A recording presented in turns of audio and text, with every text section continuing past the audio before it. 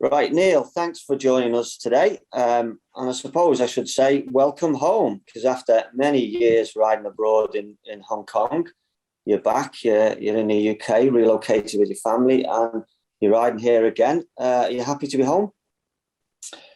Yeah.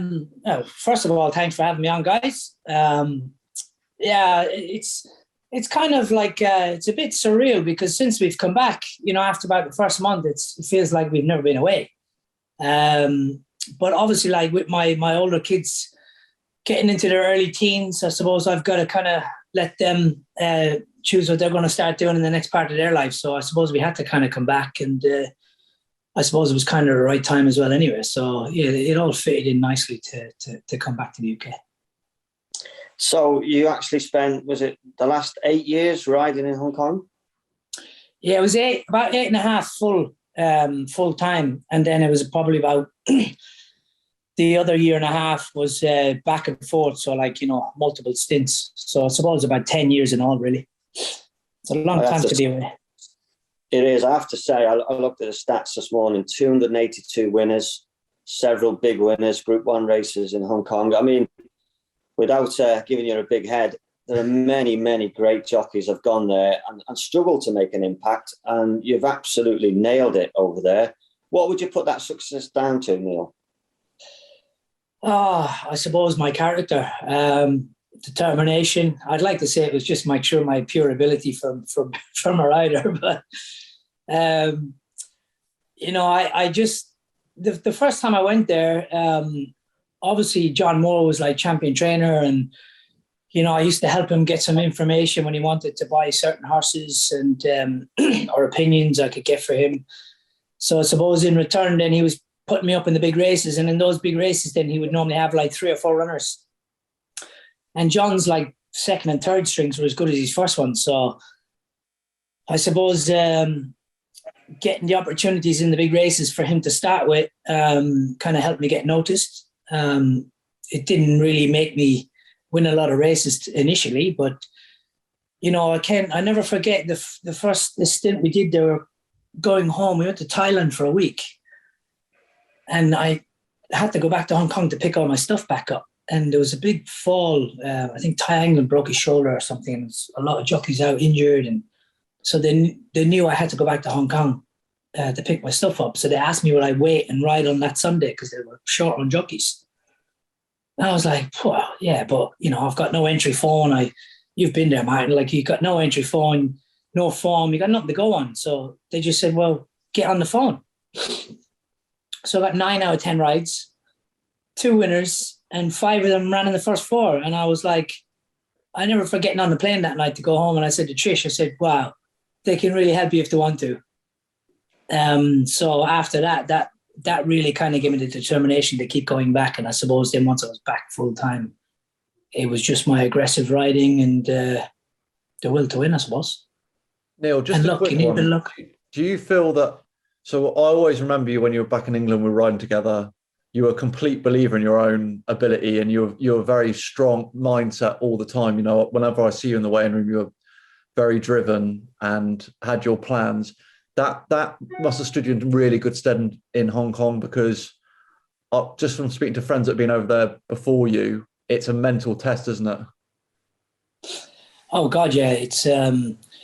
It's very mentally stressful, tough. It's a kind of a lot of things in one, because you have to manage yourself. You got to book your own rides, you got to do your own form, and that takes time. because there's a population of about 1,400 horses. We race twice a week. There's only like 18 races a week, so your opportunities are limited. So I've always been a strong character, like you say, throughout my career. So that must be my upbringing. I was quite independent and tough, but I suppose that helped to be able to deal with that, because the mental side of things didn't really affect me. I just, when I'm getting jocked off horses out there by Joe Moreira or whoever, I'm like not sulking. I'm straight on the phone trying to get something to beat it. So, yeah, I think that was the only reason I lasted so long, was because of my character. I was quite tough, and I always kept pushing and pushing and pushing. I never kind of sat back and thought, oh, that was disappointing, I didn't get that, I need to kind of just, I never fell into a shell or anything like that. I just kept pushing and pressing, and I suppose through my aggressive riding, most of the jockeys used to stay away from me in the races. So that was good. So did it take you long to adapt to the style of racing in Hong Kong? I mean, it is very different riding there to European race riding. Can you kind of put that into words, explain the difference, Neil? Yeah, Martin, it's completely the opposite what we're used to in Europe. You see, most of the jockeys used goes to Hong Kong or Australian, and they adapted very quick because the style of racing is very much on their model. Even the way the trainers train their horses is very much that way. So, going there, having to completely change, not my style, I had to just completely change my thinking and the way I kind of work in how I was going to ride my horses. I think the most important part of the races there is that you've got to have gate speed. That first 300 meters in a race is so crucial. It's definitely the difference between winning and losing. And then from that point on, it's all about position. And the race then kind of unfolds in front of you. So, yeah, I had to completely change my way of thinking on how I ride. It wasn't I didn't change my riding style. I just had to change everything the way I planned. And so, yeah, it took a while to get used to, but, it's something that you have to adapt to very quickly because, Martin, in Hong Kong, you're defined weekly or daily. So, well, yeah, I did find that, Neil. I didn't adapt very well, to be honest. You went home after a week, didn't you? It was a bit more than a week. I went on a winter contract for 4 months, but I just couldn't. It just didn't work for me. I couldn't get competitive. Couldn't ride a winner.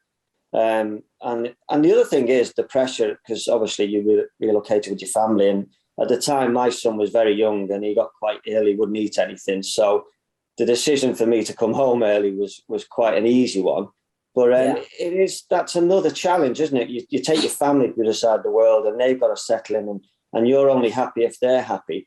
Did that happen quite quickly for you? Did Trish and the kids, did they just get on with things in Hong Kong? Yeah, we were very lucky. Once we kind of realized we were going to go there full time, we're like, obviously every family is very close knit, but we usually literally do everything together every day. And the one plus that we had, that was all my kids ride and Trish rides. So we had the Bees River Country Club outside, which is owned by the Jockey Club, and that's where all the retired racehorses go. And they're retrained to do dressage or show jumping. So that's one thing that all my kids do, and one thing that Trish always did when she was growing up. So the fact that I had my family with me and the fact that they had that to be able to do daily was a massive plus, because, the days go so fast there that, once they had that and then I had my riding, that it kind of just happened. It just fell into the place at the right time. And so that's how lucky we were that they were able to do that. And we settled in very quickly then. And Neil, you had a lot of success there. What would be the highlights, Neil? Hang on, who's going first, boys? Come on. No, I was only going to ask you, before we get to that, I was going to ask you a question about how I've always been fascinated how it's very important to sort of interact with owners. And I remember chatting to you at the Show Club a few years ago, and you were saying to me that, you have to play a lot of golf and it's all about selling yourself as a brand. Was that something that you sort of fell into really easily? I kind of got into the groove of that. It wasn't like, I'm very tough, I'm very strong-minded, and I'm whatever, but, then I have limits onto how I can, push myself into someone that I don't actually know, and a lot of the the Australian jockeys out there would be like demanding or like pushing for owners to meet them for dinner. I'm not that pushy. Once I meet people, then I like to meet other people, and obviously I that's the way I work. But Yeah, like, I mean, your PR is as important, if not more important, than your actual riding. You've really got to integrate with the owners, and you've got to conduct yourself. So you've got to be polite. You've got to, convince them that you're good enough to ride their horses and win on them. And look, it's not always going to work, but it's something that I learned that I had to do, because if you didn't do it, everybody else was doing it, so you want to get left behind. So you learn to be able to do these things, to adapt. Like I say, it's a bit like my riding. You have to learn to adapt to that very quickly. And it's like when Sean Woods came there years ago, he was training very much like the English style, and he quickly realized that he had to change his style too, otherwise he was going to fall by the wayside. So yeah, it's quite enjoyable though when you're going to all nice restaurants and playing championship golf clubs for free and and sitting in boats, and it's not a bad thing, Judge. But I suppose that's a big difference from riding over here, because we're riding every day on the motorways and we meet owners in the paddock and then we get on with it. But over there, you literally race twice a week. So that side of it is as important as race riding then. Yeah, absolutely. It'd be on a par, if not more important, because if you can't, just put it this way, the owners in Hong Kong love, and even the fans, they're like so passionate. Like, racing in Hong Kong is the elite sport. It's over football, it's over basketball, it's over base, it's over anything. It's the number one sport in Hong Kong. And when you're going out with certain owners, they love having a jockey on their table in a restaurant. And someone comes in and it's like, you're introducing them and say, oh, this is my jockey. I'm your jockey tonight, but I'm not your jockey.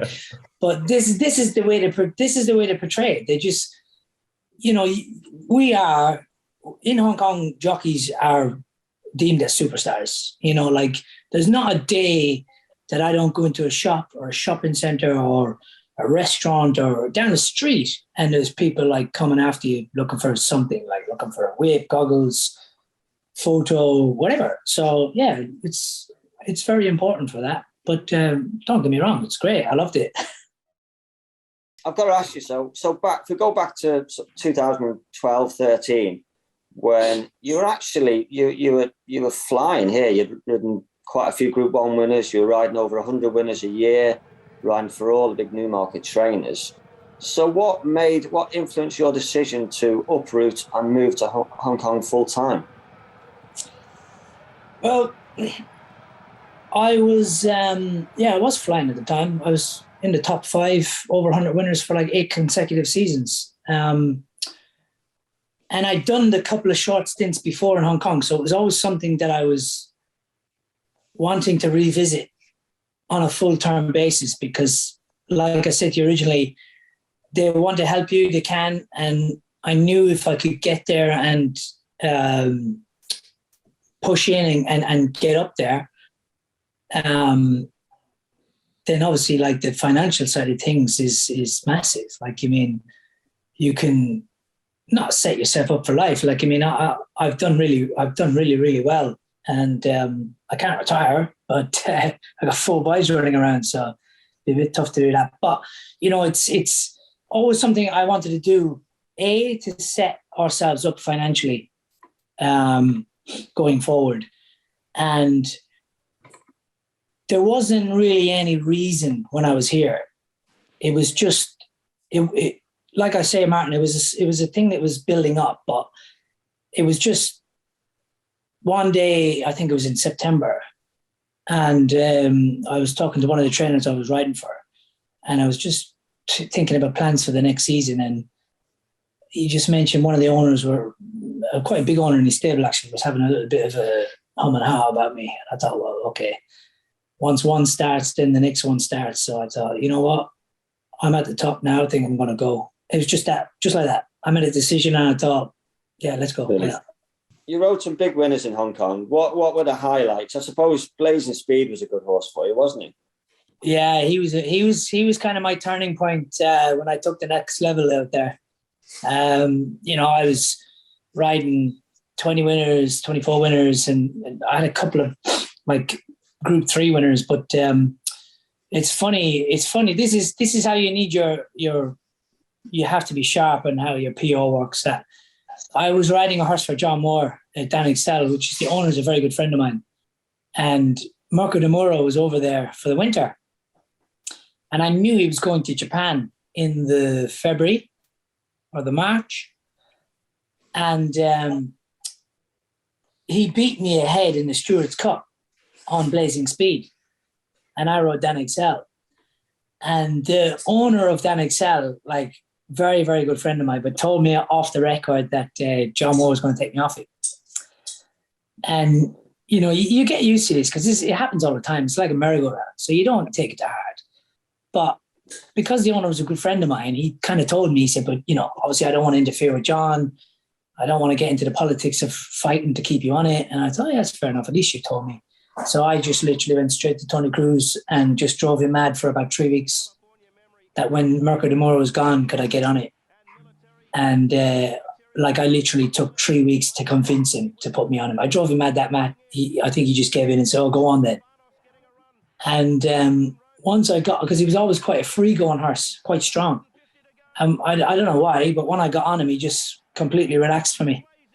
And I won like 4 Group 1s on him and a handful of Group 2s and whatever. So, and I think that's why Willie asked me to ride Pile Driver, because I won the QB2 and that's over the same distance. So he knew I'd suit him.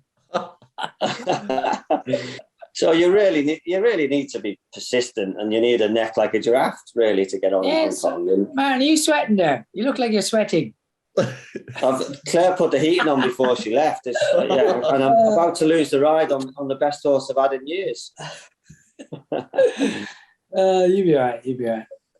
Yeah, I think we'll be all right. So, well, listen, you did actually leave under a little bit of a cloud, although you turned it around in the end. But you were in for a normal riding offence earlier in the year, which the inquiry reportedly got a little bit heated. Is that fair to say?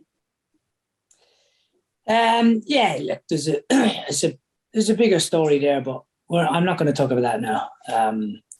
I've been asked on numerous occasions to talk about it, but I think at the moment it's not the right time. It's something I will talk about, but I just think for now it's not the right time. But yeah, look, the most important thing is that I got back riding and I finished off very strongly. Well, that's fair enough. You were given a 3-month suspension, which you appealed and got it shortened, which you then stayed and rode on till the end of the season, and you rode winners, which that was a good thing to do, and you showed strength of character. Did you feel like you did have a point to prove before you left? Once I got my license back, of course I had to have a point to prove, because I came in for the last 5 weeks of the season, so this is my character. I didn't want to leave empty-handed, so I had to. It's like when I first arrived in Hong Kong, I had to go back and prove myself, and I did. I rode 7 winners in 5 weeks, which doesn't sound a lot, but on average in Hong Kong you ride probably 4 or 5 winners a month, and that's like good. If you average 4 or 5 winners a month, that's good. That's like 50 winners a year or 50 winners a season. So, that's a big deal in Hong Kong. So the fact that I rode 7 winners in 5 weeks was very. I was very happy, obviously. Neil, with the lads in the weighing room in Hong Kong, and obviously, it must be quite a hard environment because there's, as you say, there's not many rides going. There's a catered set of jockeys. It must be a completely different environment to England. Oh, no, completely. The one thing is, obviously it's an international stage, so you've got Australian jockeys, French jockeys, Irish jockeys, me. Then you've got Brazilians, South African, Mauritian. So it's very diverse on the jockeys that are there, where they're from. So obviously not everybody is the same character. And George and Martin, you would know, like in England, that's the one thing that I missed. The way room over there is like very, very professional. Nobody really speaks to each other. They're very, very focused because, you know, it's big money at stake and it's very, very competitive racing. And England, yes, it's very competitive racing and it's tough. But because we kind of race like every day, 7 days a week, we all become competitors, but we all become very good friends when you're seeing everybody on a daily basis like that. So the camaraderie in the weigh rooms in England was actually like, that's the one thing I did miss. It was always a bit of crack going on. And obviously once you go out and you ride your race, we all turn professional. But the in-between and the before and after in the weigh rooms in England was the one thing that I did miss. So you've missed insulting people, that's what you're saying, wasn't it? No, that was your job, Martin. That's why you're So semi-retired, Martin. They've retired you, Martin. You're out. Semi. You've been back a month or so now. You've ridden 8 winners. You must be happy with that. You've hit the ground running. Yeah, all right. But this is me Never back again. satisfied, is he? I'm never satisfied. Like, I mean, if you interviewed my wife, she'd be like, I wouldn't tell you what she'd been saying. Like, I was going mad. I was like, I wanted more. And but I understood that, like, it's not going to just happen overnight. And all the contacts that I had weren't just going to drop everybody that's been working for them for the last 10 years and just say, oh, he's back. Like, I think only Frankie Dettori could do that. But look, slowly but surely, we're starting to get contacts, and we've had a handful of winners. And I think the winner on the weekend would have done it a world of good, winning the sales race on Marco Botti's Tatsumaki. So that was a nice, big, high-profile winner to get. And hopefully that can build some more bridges. And Georgie boy there can start having a word with his trainers and get me some rides. I'll try, Neil. Come on, I was going to say to you, Neil, with the since you've been back, what's your sort of? Are you just flat out going to ride everything you can do? What's your sort of mindset? How are you approaching it since you've been back? Is it quality over quantity, or you're just flat out again and will go wherever you need to go to get winners? No, it hasn't been. It hasn't really been quality over quantity because I haven't really got much quality. So, no, it's just. When I first started riding, it was just feel my way, just get used to the racing, you know, have to come back to the racing style. And because I was like getting horses out of the gates that I was meant to be dropping out, and they were leading. And so I had to kind of adapt that too, because, you know, with the mindset of having to get them so fast out of the gates to having to like do the opposite. So I was just slowly just getting into that. And I've now at the stage where I've kind of like, I'm in the mindset now. I feel like I'm kind of back in the groove the way I want to be riding. And I feel like I'm not where I want to be yet. I don't feel like I think I'm a long way off my best yet. But I'm feeling it and I'm getting used to it and I'm getting busier as I'm going now. So it's a bit of both, George. I got to do the hard yards again a bit. To get the support and get some contacts together, and then obviously try and pick up some quality along the way. But this is all about next season. This is just a build up for next season. Once next season goes and we're all from scratch again, then I'll be in a different place. I'll be ready then. So do you feel you've had to sort of adapt again and change your riding style a bit to fit back in and ride over here? Yeah, absolutely. 100%. And I think it's only just like, so I've probably been riding for 6-7 weeks now. And I think I'm only just starting to do what I want to be doing in races now and starting to like get used to the speed of the races. And then being able to put the horses where I want to put them rather than be 2 lengths in front, having to drag it back to try and get it some cover. So it's weird. It is very weird, but it's something I knew I would have to do. So it's something I'm working on. And did you find, Neil, I remember I chatted to you the other day, I saw you ask it and you were very open about it, the sort of riding a finish situation over here with the whip rules and so forth, you have to adapt your style, because in Hong Kong, it's a completely different setup, what they expect from you riding in a finish to England. So that must be a big change as well. Oh yeah, well, like, I mean, in Hong Kong, like, you don't, I suppose they pull you in if you're not hitting them enough. So, it's something that maybe have to fall back into line with the rest of the world, I suppose, at some stage. But yeah, I've had to adapt coming back to England massively. It's probably actually the most thing, as well as the gate speed, the most thing that's played on my mind since I've been back is not counting them. We're not stupid. We don't have to count our fingers. But it's something that when you're thinking about a position in a race and then how the race is going to unfold, if the pace is too slow, and look at who's going the best, who's going to drag you into the race, or if you're in front and you're kind of, you're rating your horse to suit it and when you want it to go. But then you've also got to think, don't hit it too early, because then you're going to run out of hits at the end. It's all about timing. So yeah, I've very consciously, like, I had one suspension since I come back.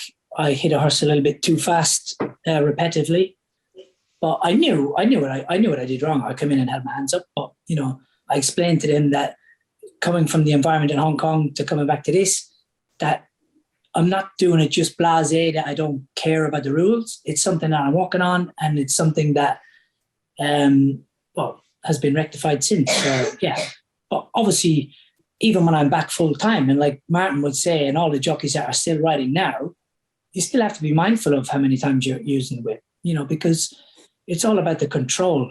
We're trying to win races. We're not trying to abuse horses. We're professionals. So, that's the way it should be looked upon.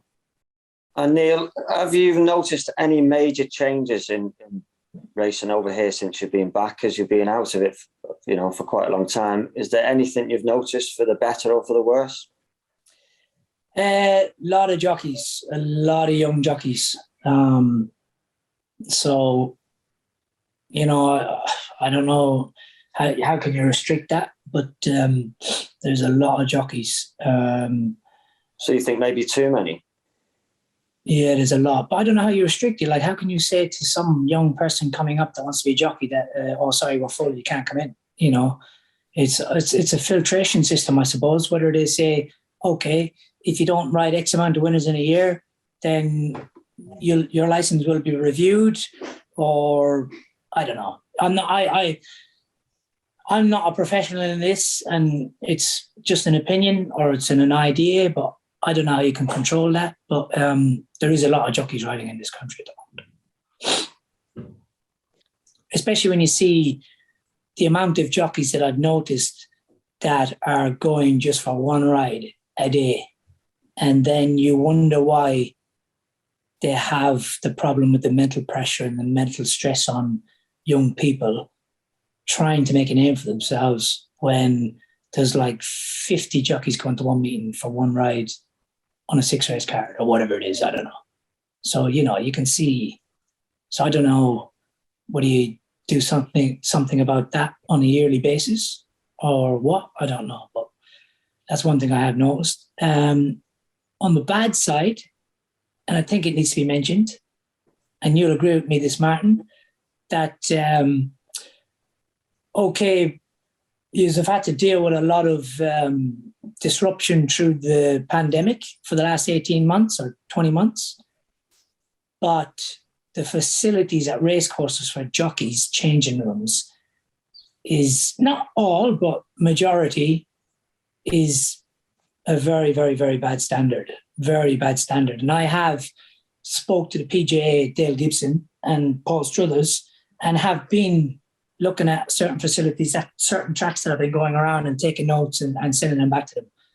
Only because they asked me for my opinion and what I thought, and they're not good enough. It's actually horrendous, some of them I've seen. That's actually a good point. I think we've just got used to it over the years, and that's what it is. But when you do ride in places like Hong Kong and you see how their jockeys are treated, like you say, almost like superstars, I suppose it's a bit of a shock when you come back and go to some of these tracks and and see what what we have to deal with. Yeah, it's just I couldn't believe it. You know, I'm not going to start naming and shaming because I've been doing a bit of work behind the scenes. And some of the responses from some of the management in have been good, but the odd one have literally been ignorant towards the fact that it needs to be sorted.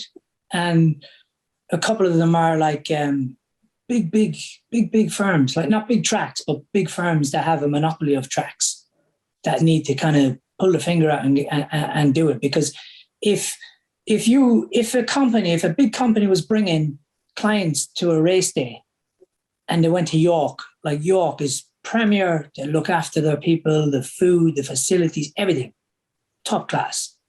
And then you go to another track and you were that same company to take clients to hospitality and they went into something like that we have to have, you would never see them there again.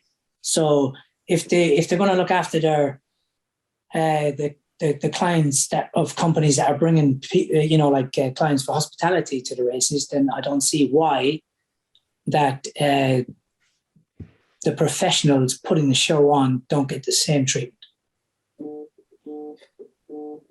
So what about prize money, Neil? What is there anything? I mean, Hong Kong, they obviously they've nailed it over there. The prize money is incredible. Is there anything that you've learned over there you think we could do over here to increase our prize money? Well, obviously, like per race, Hong Kong is the biggest in the world. Like, I mean, Japan, their Group 1s are astronomical, and the racing is massive there and have a breeding operation. But Hong Kong, as a betting place for racing, they do it the best in the world. The turnover is just humongous. It's going up every year. Don't they have a world pool where they bet on it anywhere in the world? And they're starting the world pool in the last couple of years, which is bringing all the big tracks or the big race days from around the world into one big pool, which is going to be beneficial for every jurisdiction because the money is going to be spread out. And hopefully, coming in the near future, that because they're doing a lot of the race days from England and it's going through the world pool, that hopefully England will see some of that in the next year, which I think it should be. So hopefully that's a good thing. But the one thing I noticed that in Hong Kong, that when the betting is, there's no fixed odds. You bet and you get the end price. Now, they don't care what price they're getting. Here you can take a price and whatever it's anti-post or whether it's on a race half an hour or 20 minutes before. Out there, you can't do that. If there's a ton of money for a certain horse, it's going to contract in price and you get the end price, whether you've backed it when it was 9-1 or 2-1. But they didn't care. They backed the winner. They just loved to back the winners. And it just generated so much more money into the pool, into the turnover. So maybe that's something they could look at is, get rid of fixed odds. And I know it's very difficult to in anti-post, but I think the day of the on-coast bookmaker, taking money by hand on betting, I think that's fizzling away very big. So it's all going up computerized, and that's the way Hong Kong is. So I don't see why you can't take something from that. Don't copy it, but you can take something from it, learn from it, and which can increase the turnover in British racing and put the prize money up because it needs it. Well, they channel most of the profits back into prize money, don't they? That's something we need to try and make happen over here, isn't it? Absolutely. Nearly all of it. I think nearly all of it goes back in, and it just keeps funneling back in, and that's where the turnovers are biggest in the world. When you think they're turning over 200 million for a race day, and most for one of day's race, and it's all put back in. Most of it's gone into your pockets over the last 8 years. Oh yeah, I read that article. 37.1 million. Yeah, we read that too, didn't we, George? I wouldn't be talking to you. Yeah, exactly. Neil, can you tell? You've just recently moved house, haven't you? Can you tell us a little bit about that? What's that? You just recently moved house. Can you tell us a little bit about that? No, I haven't moved yet. It's Have still. You not? Well, you bought a new place, haven't you? Still in the process. Yeah. I bought a stud outside Newmarket. It's got 20 acres, post and railed, nice house, but the house needs to be extended, so that'll be done. And covered walker, muck pits. So it's it's all very, very nice, self-contained. I don't know what I'm going to do with it yet, but this is what I went to Hong Kong for, and this is what I worked hard for the last 10 years, was to set something up financially for when I come, because as a jockey, Martin, you would be a lot older than I would be. A lot older. I think 3 years. So I don't know how many more years I'm going to ride for, but I want to set something up that will give me an option to be able to do something once I'm finished. So hopefully buying that stud will be able to give me something to do. So that's something that interests you, is it, going forward in the future, breeding operation? Yeah, I say I don't know what I'm going to do, whether I work with a trainer initially to use it as rest or a bit of livery or something like that, but then maybe down the line pre-training or something like that. I don't know. I really don't know. And I suppose I'll have to put a menage in there for the kids riding their ponies and all that as well. So that's more expense. So talk about the near future then. If we were to speak in 12 months' time, where would you like to be? Would you want to be stable jockey for a big Newmarket yard? Where would you like to see yourself? 12 months from now, I'd like to see myself back up in the top 5, riding big winners, group winners. It'd be nice to get, the way the culture of British racing is now, it seems that you need to have a kind of with how poor the prize money is, and with the fixtures like every day of the week, and the middle of the week, you go to everyday meetings, and some of the boys that have the big retainers just don't bother going because you're racing around for £2,000. So it'd be nice to be retained by a big owner, by someone. It still wouldn't lose my hunger. You still have to perform. So look, I'd love to be back up in the top 5 riding big winners. And actually, my eldest son, Jack, 14, so he's probably going to get the first shot at being a jockey out of my boys. He's been riding out for Dave Simcock a bit. Does it himself. He's been actually, Jenny Simcock's been very kind to us. She's been like, she has a little pony mare that he's been show jumping, and just by chance she just said, "Oh, I'll do all the paperwork for the insurances and that, and come in on a weekend when you're off school, and you can come and ride out." So I didn't even know at the start, he's been setting his alarm, he's been getting up in the morning, getting on his bike, going down to the yard and riding out. So he's got the hunger for it, and he's got the will for it, and he loves it. So hopefully that's something he can get into. How does that sound, Martin? Another Callan in the weighing room? Well, he'll be retired by then. Yeah, I'll probably be gone by then. But so that's something you and Trish really support. You'd be happy for him to go down that road. Yes, absolutely. Why not? He rides well. He loves it. Something he keeps saying he wants to do. And look at the career and the life it's given me and my family. So why wouldn't I encourage it? I don't want to discourage my kids from doing anything. Whatever they do, as long as they're not delinquents. Yeah, but you don't want them to be messing around, hanging around the streets. You want them to have the drive to do something in life, and whatever that is, I'll support them, whatever it is. Do you think he could end up with a nickname like his dad? Iron Man. Yeah, where did that come from? That came from Hong Kong. I rode in a race one day, and unfortunately my horse got brought down, clipped heels. Someone just cut me up, and I could see my horse was in some difficulty, so I kind of had to go and help him. Held him there till the vets got there and helped, made sure the horse was okay first. Got the saddle off, jumped in the first car I could find, flew around to the winning post, ran across the track because I was in the next race. Sprinted in through the weigh room, and like all the trainers and that, I don't know, they were clapping, I don't know why, but anyway, went in, got ready, weighed out, rushed back out into the parade ring, went out, won that race.